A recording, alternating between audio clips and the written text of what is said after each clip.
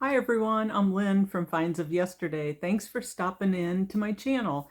Today I'm going to show you some vintage jewelry that I got from a lady who inherited a whole bunch and she's trying to sell it off now.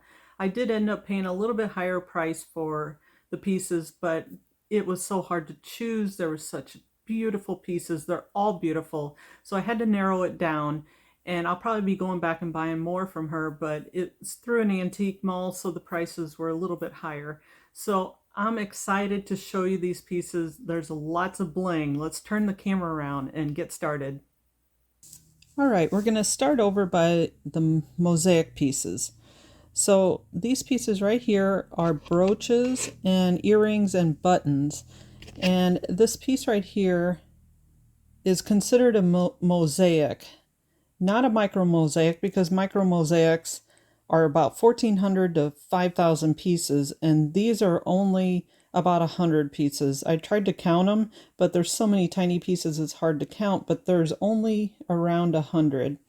Here's what the back looks like. It has a safety type clasp on the back. This one's not marked. Most of the time these are made in Italy, and they're just gorgeous pieces. And these are very common ones. They're not real different than what I've seen, but they're still, the value on these are still worth $25 to $35 or so.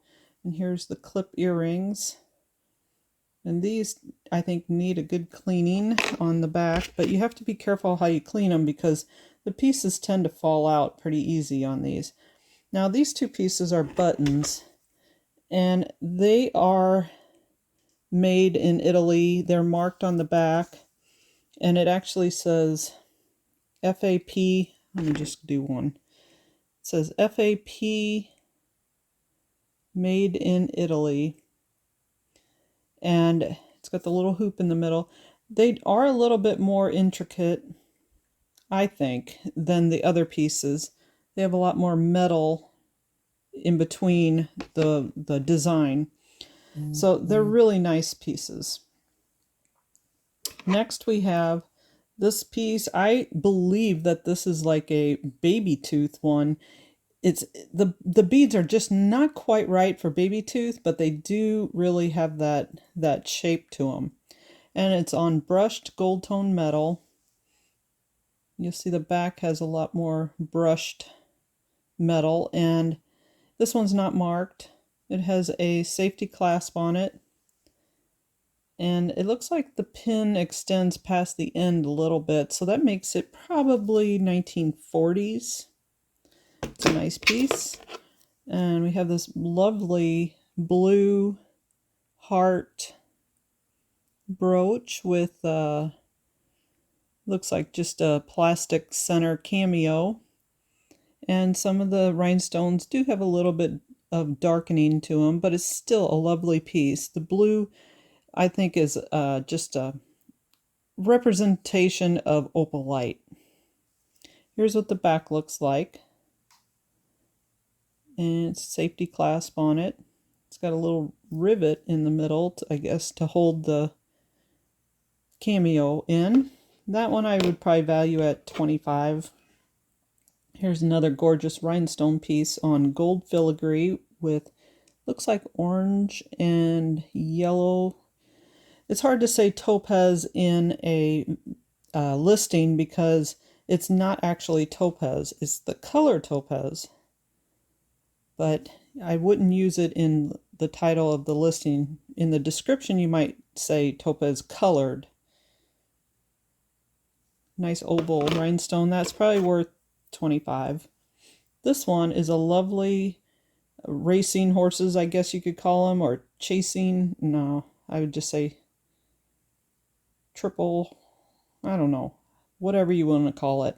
3 horses, and it's on a nice gold. It almost looks plated. I believe it's vermeil, because on the back it says sterling way up in the corner here. I don't know if you're going to be able to see it. It's on the one horse's head. Anyway, that one's a nice piece. That'll probably be $45 or so. Here's another leaf brooch that's just lovely. It has these little pink stones in it. I believe they are glass, and it's framed out in this textured gold and has kind of an open work to let some of the light come through, and a safety clasp on it with a bar type clasp. Here's another lovely piece. This one is glass. These are glass.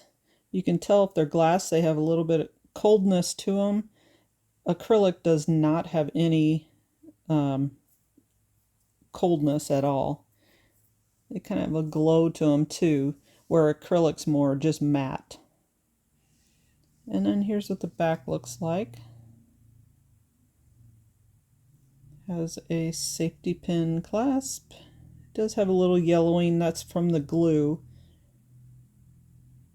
I would say this is from the 60s, probably. This one here is a Sarah Coventry. I don't know if you want to call it an apple or a cherry. I think it looks like a cherry, but I believe people call this an apple. It's a lovely domed piece in lucite. And here's the back. It has an open back so the light can come through. And it's marked Sarah on the clasp. Not on the clasp, I'm sorry, on the stem. This right here is a scarf clip. Egyptian Revival. I think it's so cool. It's celluloid behind it. So it's probably from the 30s. They stopped making celluloid in the 40s. So I would say it's from the 30s to early 40s. This piece right here is a newer piece. But don't we all love spiders? Not. I love spiders with bling on them. They look pretty cool. Here's what the back looks like. It's probably from the 70s, I would say. You can kind of see it's the silver tones, not the most expensive silver, but it's got a little bit of tarnish to it, but the front looks good. Here's another piece that's newer. When I say newer, like late 1900s, in the 70s, 80s, 90s. This is nice enamel one. It's got a lot of depth to it. I picked it up because it's just well made, even though it's newer. You can kind of tell by the clasp on it. It's got a C clasp. They made C clasps in the early 1900s, and like from 1900 to 1910, maybe into the 20s a little bit. But this has these two holes on the back. That usually says that it's like from the 80s and 90s on up till today. But this piece is attached in two spots and it has a loose one. So anyway, it's still lovely. Isn't that an orchid? Pretty sure. This piece here I thought was Bakelite. I took it home with me, tested it, and it's not Bakelite. You can see the light come through. It's got like a tortoise shell design, but it's plastic. It's just acrylic. Here's what the back looks like.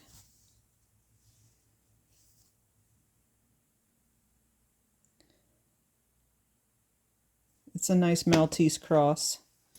This one right here is a little clown, sterling silver, articulated. He bounces around.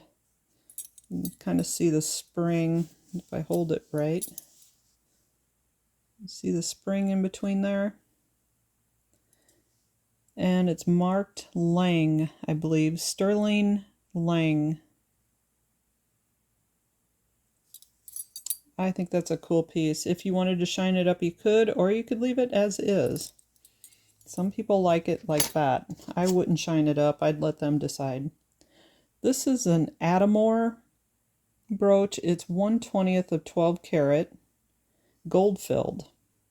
So gold plated is just a thin coating of gold, where gold filled has layers of gold on it, but it's not completely gold. So you'd rather have a gold filled piece than a gold plated. And I believe this is a real shell cameo. And the way you can kind of tell that is the back should be arched because it came out of a shell. See how it's domed, kind of concave in there? And then a lot of times the sides will be shaped to the curve of the shell. This one doesn't have much give in it because it's more of a mass-produced one, but I think it's still of good quality, and I would say it's worth about $35 to $40. Here we have a 1928 brooch, like a dangle heart. Anything with hearts on it now is popular, especially puffy hearts. And this is not marked, but you can tell, oh, it's a locket. I just realized that. It's a little heart locket. Isn't that adorable? And you flip it over, and you see how the back has the swirls on it. There's some companies that try to replicate this, but this is a 1928 one. You can tell by the quality of it and how it's made. It's just their style. They make a lot of pieces that look like they're from 1928 or around the, the early vintage time frame. This piece is a Miriam Haskell unsigned. I'm about 95% sure. It's a great representation of the seeds and the beads that she used back in that time frame, which was early, like 1930s, I'm gonna say. And this is how the backs of her pieces look. They're open and the beads are always wired on. And if they're wired on with real long pieces of wire, like go from one end to the other end, it's not a Miriam Haskell. It's a Japan piece trying to look like a Miriam Haskell. She wired hers really close together, and look how tight that wire is. So, and look at the clasp. It's just a lot older safety clasp. It is nice. It's still an older safety clasp, let's put it that way. A great piece. That one, I'm really unsure of the price because it's Miriam Haskell. I would say I might list it at $75. It might end up going down to about $50, I would say. Here we have a thermoset, little flower, blue. Blues are always popular. People love blue. Here's what the back looks like. This one is signed and it is a Lisner. You can see it in the middle there. Maybe. It's got open backs so the light goes through the thermoset pieces even though they're opaque. What a fun little piece. All the rhinestones are there and they're all clear and it's still so shiny. It's most likely rhodium plated. I'm not real good with metals, but I believe that if this is this shiny after all these years, it's probably rhodium plated and hasn't been worn a whole lot.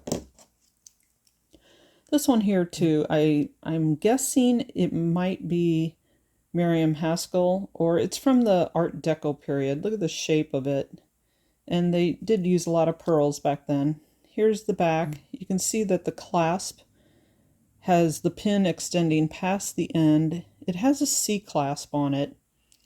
And if you look at the construction of it, see how it's split there? And underneath that is one of those mesh looking wire pads that they ran the wires through.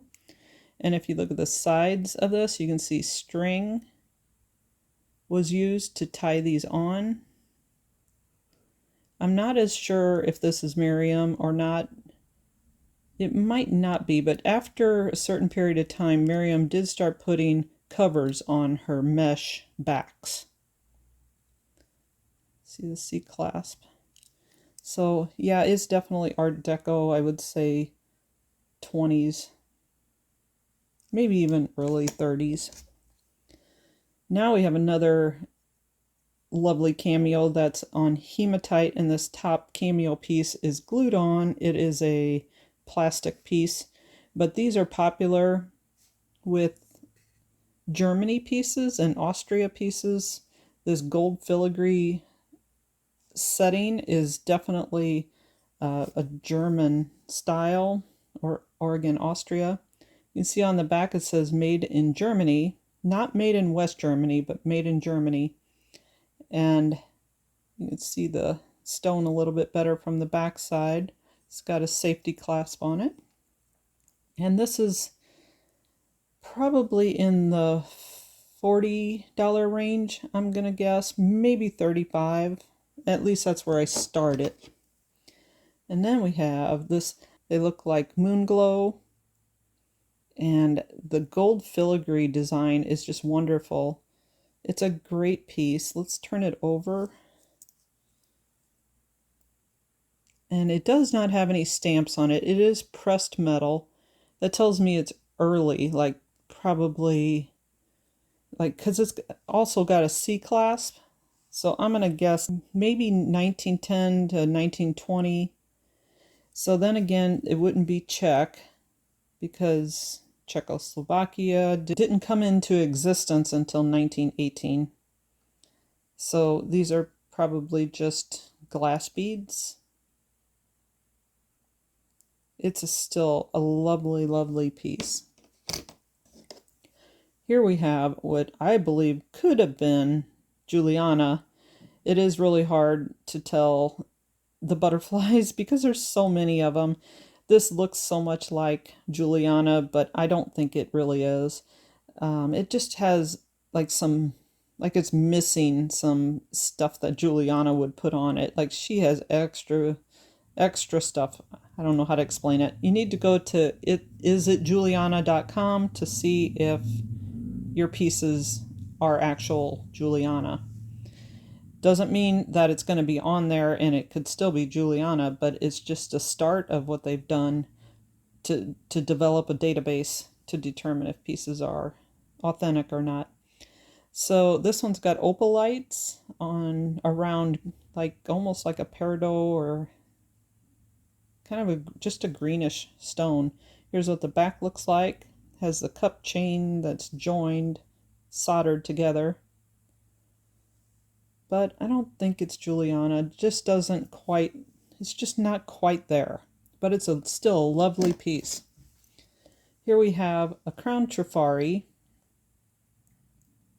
I should say it's trifari with the crown on it.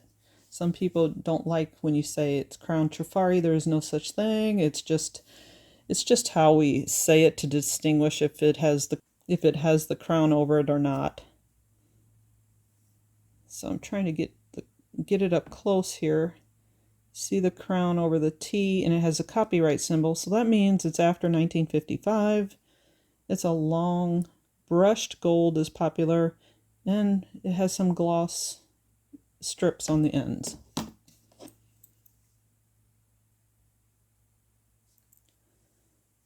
This is just an adorable little prong set smoky topaz flower brooch with a faux pearl in the middle, or imitation pearl you can call it on an eBay listing. The back is done up nicely. It has open backs.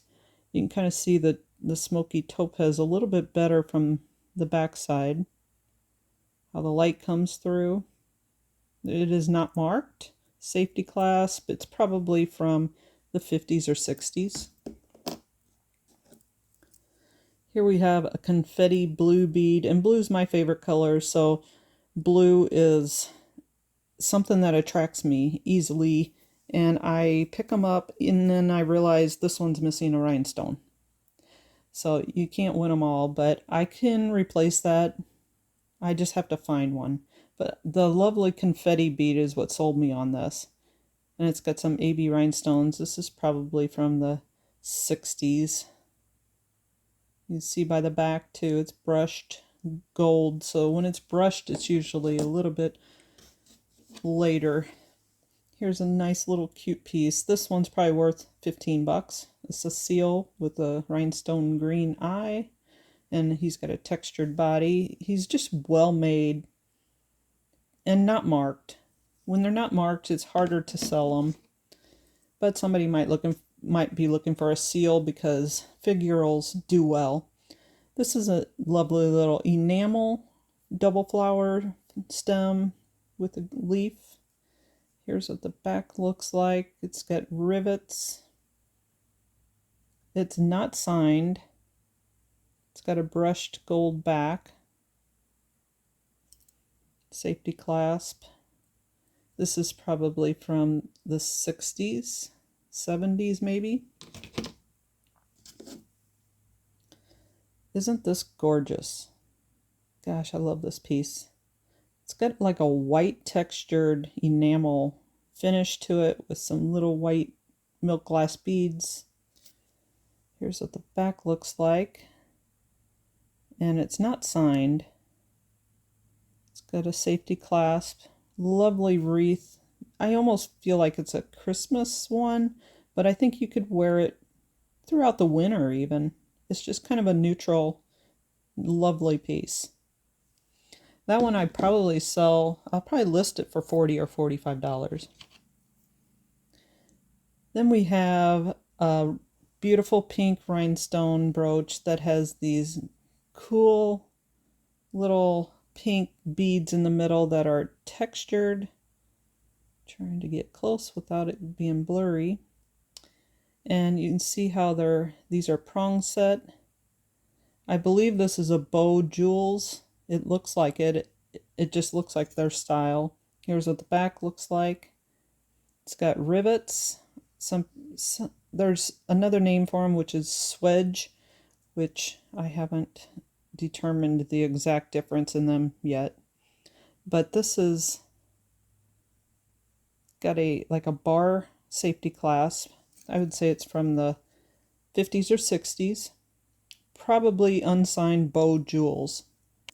And here we have another one that I believe is Judy Lee. It reminds me of Regency because Regency did a lot of this type of pearl type bead in marquee shapes and round. But I think this one's a Judy Lee. It's got AB rhinestones, so that means it's after 1955. It's got these iridescent lava type bead. They're like lava pressed, but they're not lava like the lava stone. The back has rivets. It's another sign of the 50s and 60s. Lovely piece. This one I'll probably list for $70 to $75. I'm guessing at the moment, somewhere up there. Here's another one that has them like Baroque style pearls in the middle with some clear rhinestones and AB rhinestones, flower pearls and imitation pearls. And it's got some little gold leaf design to it. This one too reminds me of bow jewels because of the edges, that little dog tooth edges. And here's the rivets on the back. Very similar. I believe that is it. That is all the brooches that I have in this batch. I have lots more brooches to show you, so I hope you enjoyed this one, and please come back and watch the other brooch videos and see what I found at the antique mall. And then we have bracelets and necklaces as well. Thanks for joining me. See you on the next one. Don't forget to like and subscribe.